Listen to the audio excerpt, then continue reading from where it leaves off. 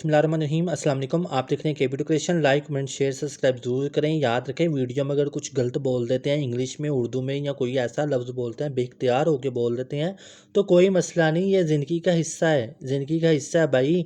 एक बात अगर बार बार रिपीट हो जाए तो कोई मसला नहीं, क़यामत नहीं कोई आ जाती, यहाँ कोई जंजले नहीं आ जाते। इन चीज़ों का ख्याल रखें। ये फ़ातिमा का ऑर्डर है, चाह मेरा जाना लाहौर में।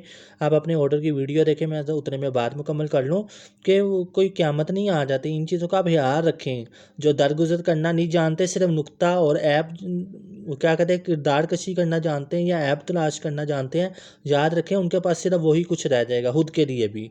तो अच्छी अच्छी चीज़ें करें। एक आध कोई चीज़ आ जाती है तो उसको इग्नोर किया करें और आगे चला करें कि काम की बात तो क्लियर होगी ना, असल बात है वो। तो इन चीज़ों पर ध्यान रखा करें। तो यार खाने में जब मक्खी पड़ती, खाना तो नहीं कभी फेंका, वो तो ऐसे ठूस लेते हैं सारे, पर यहाँ पे एक गलती दो दफ़ा हो जाए तो सर